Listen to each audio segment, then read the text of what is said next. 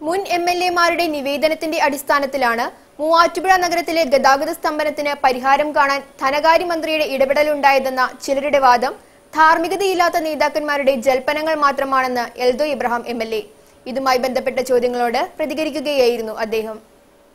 മൂവാറ്റുപുഴയുടെ നിത്യശാപമായ ഗതാഗതക്കുരുക്കിന് പരിഹാരം കാണാൻ കക്ഷിരാഷ്ട്രീയത്തിന് അതീതമായി എല്ലാവരും ഒരുമിച്ച് രംഗത്തിറങ്ങേണ്ട കാലം അതിക്രമിച്ചിരിക്കുകയാണ്.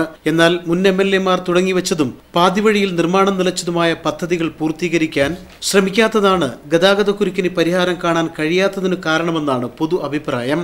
ബൈപ്പാസുകളും നഗരത്തിലെ റോഡ് വികസനവും ഇനിയും എങ്ങും എത്തിയിട്ടില്ല. ഇതിനിടെയാണ് മുൻ ഇടത് എംഎൽഎമാർ ധനമന്ത്രിയെ കണ്ട് നിവേദനം നൽകിയതിന്റെ അടിസ്ഥാനത്തിൽ ഗതാഗത സ്തംഭനത്തിന് പരിഹാരം കാണാൻ മന്ത്രിയുടെ ഇടപെടൽ ഉണ്ടായെന്ന വാർത്ത പ്രചരിച്ചത്. ഇതോടെ എംഎൽഎയുടെ രാജി ആവശ്യപ്പെട്ട് ഡിസിസി ജനറൽ സെക്രട്ടറി രംഗത്ത് വന്നിരുന്നു. ഇതുമായി ബന്ധപ്പെട്ട ചോദ്യങ്ങളോട് പ്രതികരിച്ച എൽദോ ഇബ്രാഹിം എംഎൽഎ അടിസ്ഥാനമില്ലാത്ത കാര്യങ്ങൾ നിരത്തുന്നവർ സത്യം മനസ്സിലാക്കണമെന്ന് അറിയിച്ചു. വസ്തുതകൾക്ക് നിരക്കാത്തതും രാഷ്ട്രീയ ധാർമ്മികതയില്ലാത്തതുമായ ചില നേതാക്കളുടെ ജൽപ്പനങ്ങളാണ് തനിക്കെതിരെ ഉണ്ടാവുന്നതെന്നും എംഎൽഎ പറഞ്ഞു.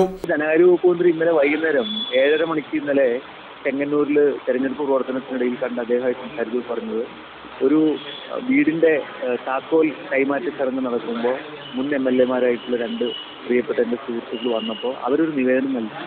ആ നിവേദനങ്ങൾ സ്വീകരിച്ചു എന്നതിനപ്പുറത്ത് വേറെ പ്രത്യേകിച്ച് കാര്യമൊന്നുമില്ല. ജൂൺ 2ാം വാരത്തോടെ നഗരത്തിലെ സ്ഥലമേറ്റെടുക്കൽ പുനരാരംഭിക്കും.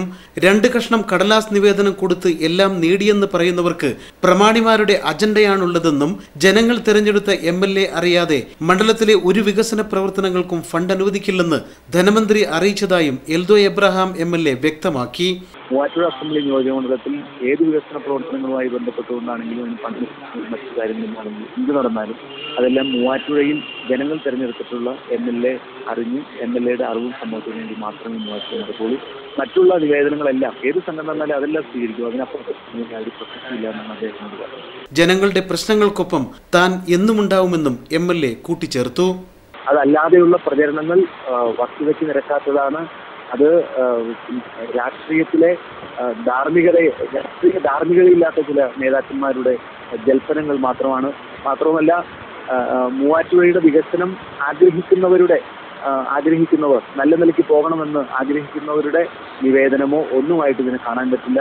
മൂവാറ്റുപുഴയുടെ സമഗ്രമായ വികസനം തീർച്ചയായും കേരളത്തിലെ ഇടതുപക്ഷ ജനാധിപത്യ മുന്നണി ഗവൺമെന്റിന്റെ നേതൃത്വത്തിൽ തീർച്ചയായും മൂവാറ്റുപുഴയിൽ നടക്കും.